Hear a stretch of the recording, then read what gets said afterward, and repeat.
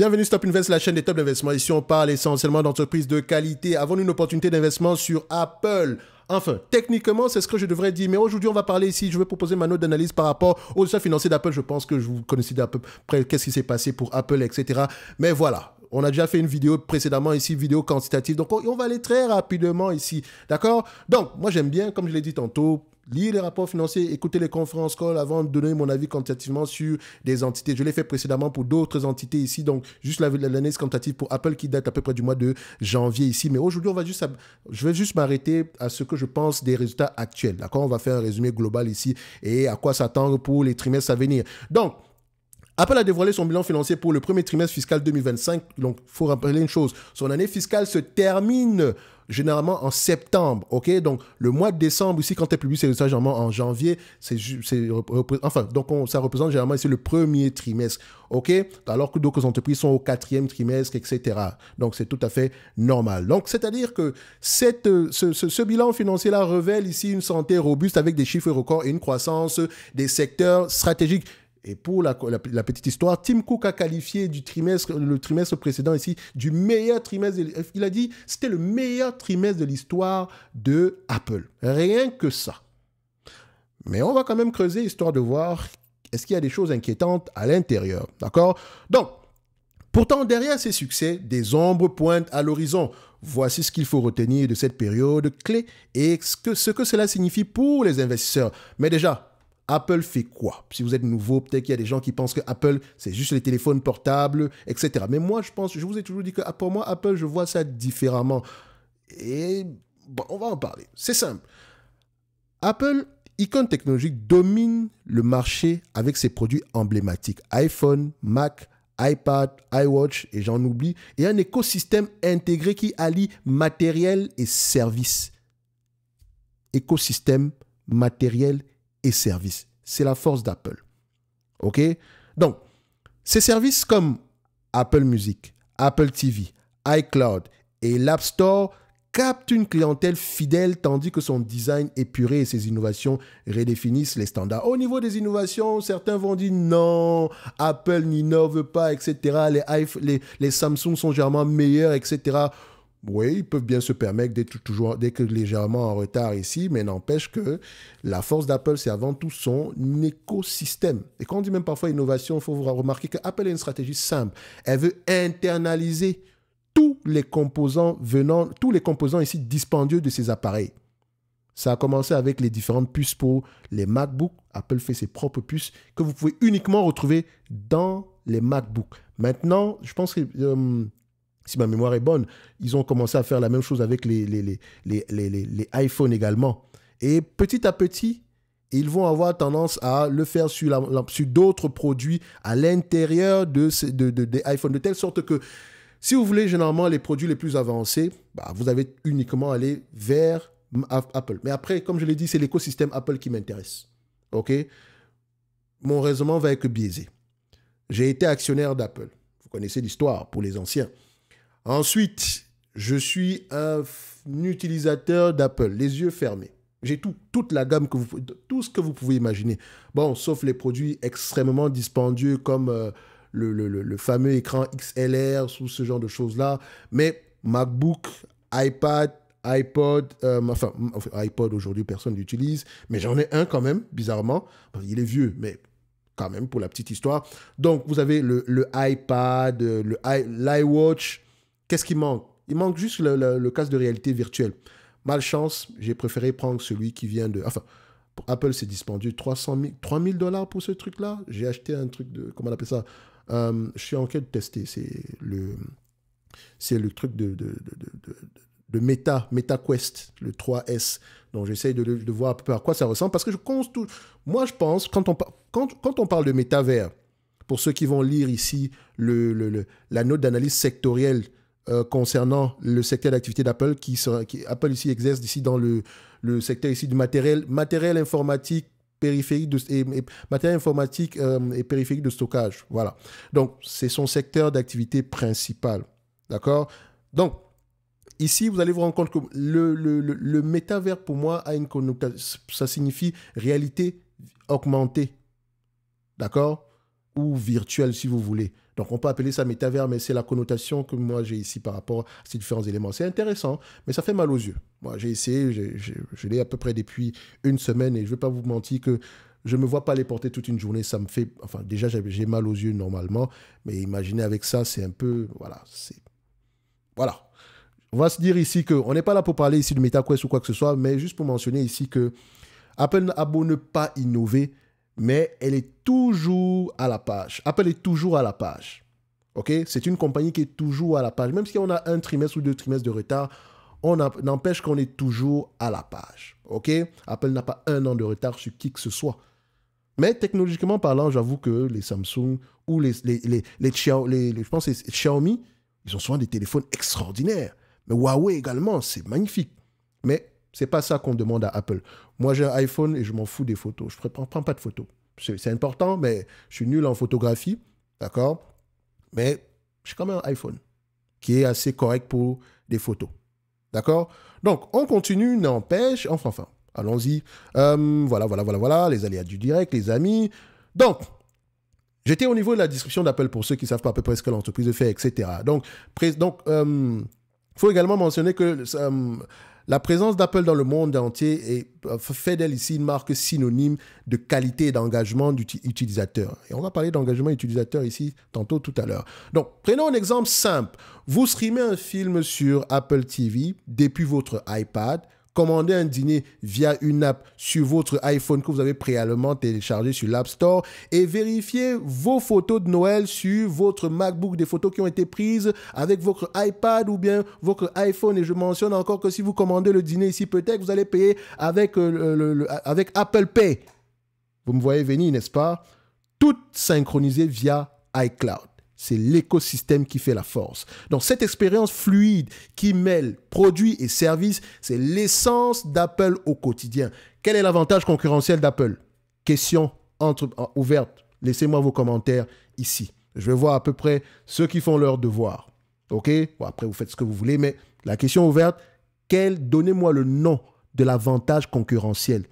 Je dis bien le nom. Est-ce que c'est intangible? Est-ce que c'est le coût de commutation?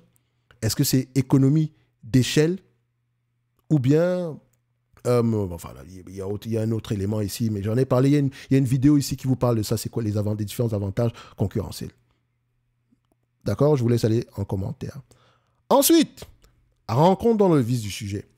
Alors, Apple affiche un chiffre d'affaires de 124,3 milliards de dollars en hausse de 4% sur un an et un bénéfice par action grimpant à peu près de 10% à 2,4 dollars, on va le dire comme ça, 2,40. Donc, cette performance est dopée et c'est ça qui nous intéresse. Les chiffres, c'est bien, mais pourquoi on a cette croissance-là? Cette performance est dopée par des records régionaux. Amérique, 4%, 4,4%, Europe, 11,4%, Japon et des marchés émergents comme l'Amérique latine et l'Asie du Sud qui brillent également. On va le dire comme ça parce que je ne lis pas entièrement toutes les phrases ici. Voilà, ceci est un script, mais vous me connaissez. Je ne veux pas... Voilà, ça c'est dans le but, si je devais envoyer ça à un monteur, etc. C'est à peu près ça qu'on aurait dit, mais c'est pas plus grave que ça. L'essentiel, c'est l'information principale. Donc, permettez-moi ici de sauter des mots. OK? Après, vous n'êtes pas là pour ça. Je vous dis toujours, allez vérifier l'information de vous-même. OK? Donc, les services atteignent un sommet historique de 26,3 milliards de dollars, plus 14%. D'accord? Grâce à la popularité d'Apple TV, Apple Music et l'App Store. Petite histoire, je n'aime pas Apple TV parce qu'il n'y a pas beaucoup de choix. Mais je dois avouer une chose, je ne sais pas qui sélectionne les séries ou bien les films sur Apple TV, mais il est bon. Parce que Netflix, parfois, c'est de la merde. Excusez-moi du terme. OK? Donc, Apple Music, je n'utilise pas également. D'accord? Tout simplement parce que j'aime bien Spotify. Et vu que j'utilise beaucoup YouTube, j'ai pris YouTube Premium. Ça ne me dérange pas non plus. Oui, je sais, vous allez dire, oui, mais Thierry, ça fait trop d'abonnements, etc. Et chacun ses dépenses. Mais j'avoue qu'entre Apple TV, prendre un abonnement à YouTube Premium et garder un abonnement à Spotify, il faut sélectionner. Si vous êtes là pour la musique, je comprends, mais moi, c'était avant tout ça, c'était la musique surtout, par rapport à YouTube Music. Donc, je me pose la question pour le moment. Mais c'est pas grave, ne vous inquiétez pas, j'ai eu un bon deal pour YouTube Premium. OK? Je ne paye pas énormément non, pour le moment, en attendant qu'ils augmentent les prix. Alors, on continue ici. Donc, côté produit, l'iPhone reste solide à 69,1 milliards de dollars malgré une légère baisse. Les Mac, plus 16%, les Mac, iPod et plus 15% cartonnent, portés par des innovations comme l'Apple Intelligence. Et on va lui dire ici une chose. Je sais. Apple Intelligence, ça peut dire innovation, etc. Et vous allez voir, cet élément de intelligence artificielle, c'est un élément marketing pour pousser les gens à changer de MacBook, d'iPad ou bien de smartphone. Vous me voyez venir, pour ceux qui ont l'analyse sectorielle ici, vous allez comprendre de quoi je parle. Regardez à peu près smartphone, PC, ces segments-là. Et tout ça va ensemble avec quoi? Le stockage. Vous parliez tous de dépenses des data centers, etc. Les données vont être stockées dans quoi? Dans des GPU? Mais non. On va les stocker dans quoi? Dans des cartes mémoire. D'accord? Des cartes SSD. Donc, il y a d'autres entreprises dans des secteurs d'activité des semi-conducteurs qui pourraient grandement en bénéficier. D'accord? Bref, je ne sais pas si Micron Technologies s'est relevé ou etc. Mais Micron a je pense qu'ils n'ont pas un avantage. C'est une entreprise très cyclique. Mais à long terme, ici, il y a une croissance séculaire. Micron Technologies. Les chiffres sont dégueulasses. Mais si vous creusez beaucoup dans le secteur, vous allez comprendre pourquoi ces chiffres sont généralement dégueulasses. Mais à la longue, si vous normalisez les résultats en moyenne, c'est une entreprise qui gagne de plus en plus d'argent. Le cycle suivant, rapporte plus d'argent que le cycle précédent. Ça reste un business cyclique. Comme Nvidia. Oh, ne venez pas m'attaquer, s'il vous plaît. Je vous vois venir, les amoureux d'Nvidia. Mais ce n'est que mon avis. Je dis bien, ce n'est que mon avis. Donc, on continue ici. Quels sont donc les éléments qu'on ne doit pas ignorer en tant qu'investisseur? Alors, on va se dire une chose. Avant même d'arriver à ce niveau-là, je dois mentionner que la satisfaction ici des utilisateurs ici de iPhone et iPad et au Zénith avait près de 96% de taux de satisfaction. Donc, ceux qui disent ici que ouais, mais c'est en temps technologique, les clients d'Apple sont très fidèles. Très, très fidèles. OK? Et parfois, ils ont un revenu plus élevé. Je ne dis pas que moi, j'ai un revenu plus élevé, mais par rapport aux utilisateurs des autres téléphones ici, très souvent, il y a des études qui montrent que les utilisateurs d'iPhone ont généralement des revenus plus élevés, en moyenne, par rapport aux autres. Et vous pouvez également voir ici que quand on prend le volume de vente de smartphones, Apple, je ne sais pas quand ils arrivent, mais en termes de volume, en termes de bénéfices, ils sont les premiers. Et de très loin. Donc, tout n'est pas rose, comme d'habitude. La Chine chute de 11%, plombée par des ajustements de stock et une concurrence accrue des marques locales comme Huawei. Les produits portables, les wearables, on va le dire comme ça, Apple Watch, AirPods, reculent de 2%, signe d'une possible saturation. Et ce n'est pas juste le problème d'Apple. Ce n'est pas juste ça. Si vous regardez bien dans le secteur d'activité, tout le monde, la plupart des entreprises que moi j'ai eu tendance à suivre, qui ont à peu près vendent des wearables ici, c'est presque la même histoire. Allez vérifier. Il y aura quand même des exceptions. Mais allez vérifier. Prenez les plus gros et regardez les tendances en termes de croissance. OK? Donc, le dollar fort devrait rogner la croissance des revenus de 2,5 points de base au prochain trimestre. Donc, le deuxième, celui qui se termine ici au mois de mars. OK? Tandis que les dépenses d'exploitation bondissent de 7%, menaçant les marges si elles ne sont pas maîtrisées. Dans un marché qui mûrit ou bien qui arrive à maturation ou à maturité, maintenir la croissance pourrait devenir un véritable défi. Et donc, quand vous prenez Apple à 25 fois les bénéfices, j'espère qu'elle aura une croissance à double chiffre ou bien à 9, entre 8, disons même entre 7 et 9% sur les 5, 10, 20 prochaines années. Moi, je n'y crois pas. D'accord? Et quand bien même ce serait le cas, il faudrait l'acheter à un prix très, très intéressant. De toute façon, l'évaluation, on l'a faite sur la dernière vidéo. Allez-y voir sur la chaîne. L'évaluation ici quantitative d'Apple est encore disponible. On ira voir ça tantôt ici. Donc, en conclusion, Apple signe un Q1 solide avec des revenus records et une croissance des services et produits, des services et produits clés. Donc, Quand on parle des services ici, on les a déjà mentionnés, les produits clés, iPad, iPhone, MacBook, iPhone, etc. Même si en termes de croissance, c'était pas trop ça. Mais c'est également le premier trimestre d'exploitation de l'iPhone 16 et les résultats étaient assez intéressants. OK?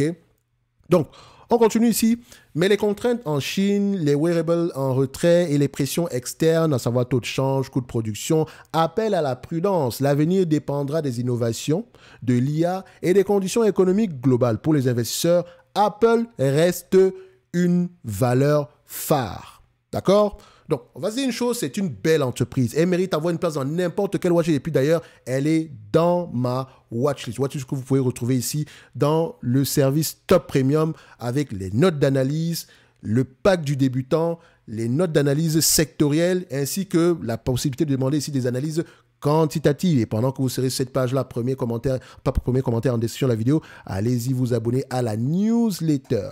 D'accord? Donc, pour moi, le trimestre était juste correct. Rien d'extraordinaire par rapport à l'évaluation de la dernière fois. On va juste rester sur le même avis. Pas rien changer du tout. Si vous êtes actionnaire d'Apple, soyez prudent. Concernant le futur ici, moi je dirais, qu'est-ce qu'ils font mal? Je pense rien du tout. Hein. C'est juste un business qui est mature. Les relais de croissance ici, les relais de croissance ici, ça sera vont uniquement se retrouver au niveau des services. OK? Et donc, pour moi, c'est le segment que je regarde vraiment quand je vais analyser une entreprise Apple, ou bien quand je vais checker une compagnie comme Apple.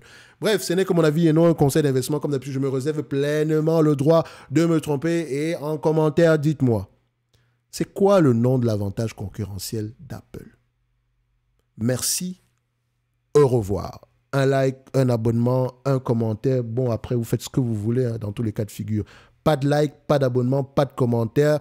Ça ne nous empêchera pas de faire des vidéos parce qu'on aime ça, lire les rapports financiers. On aime ça, le stock picking. Oui, les ETF, machin, truc, c'est bien. Mais c'est ce que nous, on a choisi. D'accord? Faire du stock picking, c'est ce qu'on aime sur cette chaîne. OK? Les goûts et les couleurs, ça ne se dispute pas du tout. PSG, Marseille ou Barcelone, chacun a son avis. Bye.